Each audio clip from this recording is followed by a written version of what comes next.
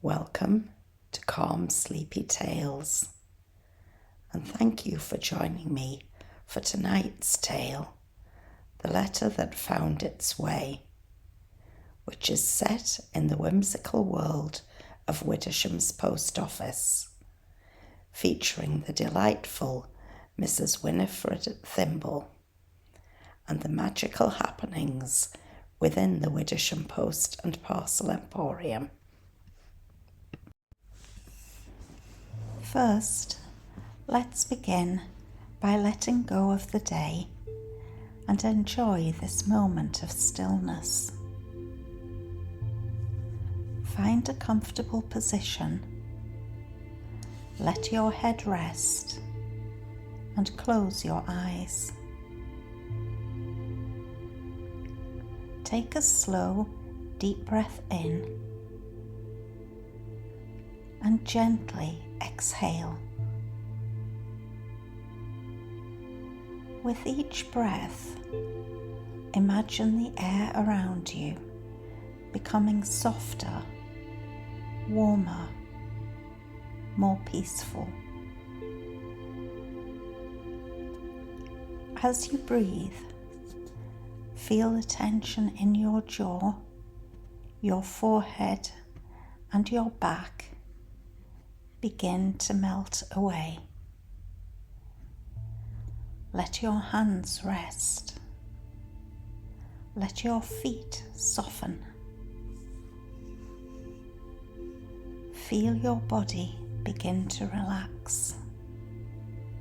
Your shoulders, your arms, your legs, slowly becoming heavier, as if they're sinking gently into the bed beneath you. Imagine the worries of the day slowly dissolving, like mist in the morning sunlight, drifting away, leaving only peace behind. You are safe. You are warm. You are exactly where you need to be. Let yourself surrender to this comfort. And when you're ready, we'll begin tonight's story.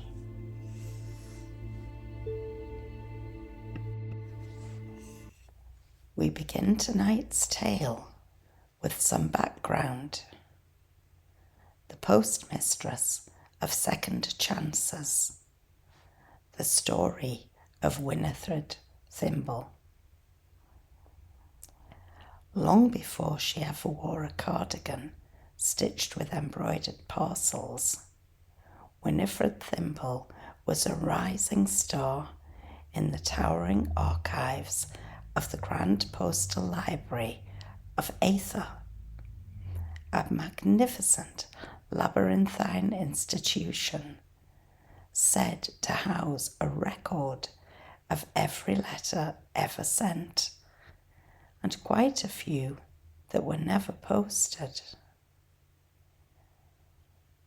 She wasn't born there, of course. She grew up in a small seaside town where her grandfather had been her lighthouse keeper and part-time letter carrier. He taught her that every message, whether stamped or scrawled in chalk on a stone, carried a piece of someone's truth. She believed him wholeheartedly. At the Grand Postal Library, Winnie was renowned for her ability to decode even the vaguest of addresses. To the tall man who smiles like storms. To wherever my sister ended up. To home, if you'll still have me. and always, somehow, she found a way. She rose to the title of archivist of intense and accidental mail, a curious but essential department where letters that had taken the wrong path or had never been meant to arrive were carefully catalogued and stored. One letter, though, changed everything. The misdelivered letter. It was meant for a poet. Instead, it reached a perfumer. A letter of love and longing, never intended to cross their path, but it did. And it brought them together in such a way that Winnie began to question the precision she prided herself on. "I didn't mean to cause it," she told her colleague. But it was a better ending than the one written. It made her wonder, what if some letters are meant to get lost, just long enough to find the right hands? This idea didn't sit well with the order-obsessed directors of the Grand Library. They called it postal anarchy. And so Winifred left, quietly, kindly, with a letter of resignation folded into the shape of a swan. She packed a leather satchel, a bundle of old stamps, and one particularly strange item, a letter addressed only to home.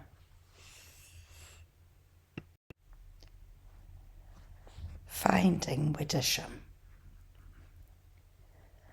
The postmistress wandered for days, following red robins, half-heard whispers, and that mysterious letter which never seemed to leave her pocket. It pulsed with an odd warmth when she reached the cobbled streets of Widdersham. The post office, long empty, stood quiet. Its red door creaked open at her touch.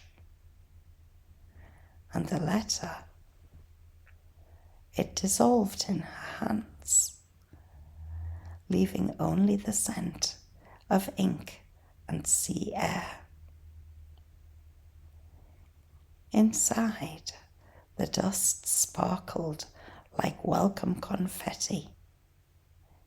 She knew then she wasn't meant to find where the letter had come from. She was meant to become the one who made sure others reached where they needed to go.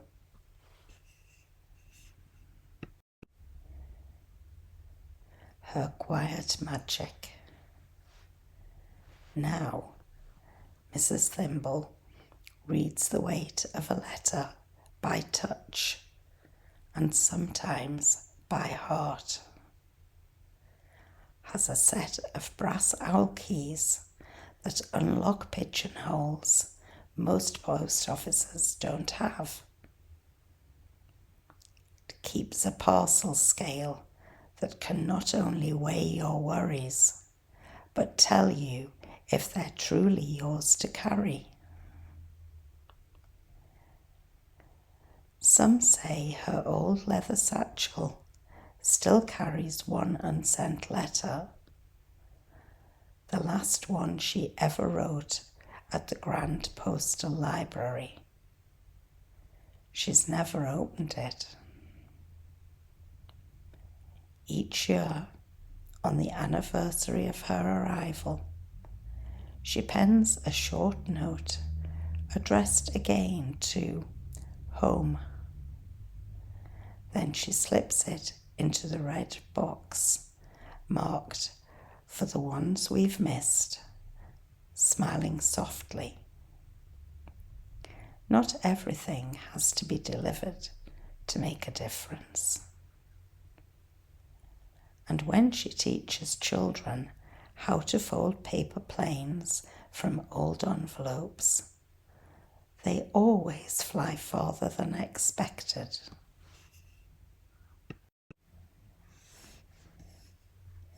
In the heart of Widdersham, nestled between Milo and Co. Antiques and the Misty Teacup, stood the Widdersham Post and Parcel Emporium, its cheerful red door and slightly tilted weather vane, shaped like a paper plane, welcomed villagers daily. Inside, Mrs. Winifred Thimble, the ever-efficient postmistress, managed the flow of letters, parcels, and the occasional whisper on the wind. One rainy morning, young Clara Crumb entered, clutching a crumpled note. She approached the curtain nook labelled Whisper Post and slipped her letter inside. Mrs. Thimble, sensing the weight of unspoken words, made a mental note to check it later.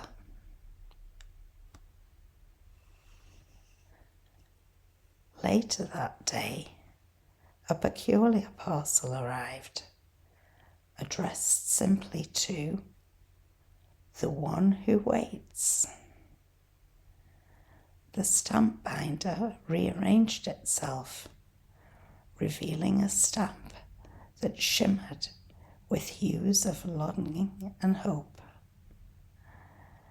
Mrs. Thimble placed the parcel on the counter, pondering its intended recipient. As night fell, Mrs. Thimble stayed after hours, reading unsent letters aloud, hoping the winds were listening. Rufus, the enchanted brass owl, hooted softly, his eyes glowing. He fluttered to the mysterious parcel, tapping it gently. Taking the hint, Mrs. Thimble opened it to find a locket containing a faded photograph of a young couple and a note for the memories we've yet to make. The next morning, Clara returned, eyes wide with wonder. She had dreamt of a couple dancing under the stars, the same couple from the photograph. Mrs. Thimble handed her the locket, and as Clara held it, a warmth spread through the room. The bell chimed a melody of reunion. Inspired, Clara began writing letters to those who had lost touch, rekindling connections throughout Widdersham. The post office buzzed with renewed energy, and Mrs. Thimble's cardigans seemed to glow brighter. The map of the world, as delivered by post, gained new pins, marking the rekindled relationships.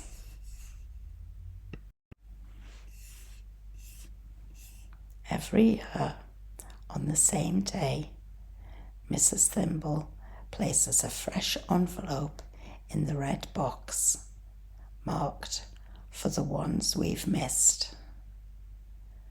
Clara, now older, joins her, each holding a cup of tea from the misty teacup, honouring the magic of letters and the connections they forge.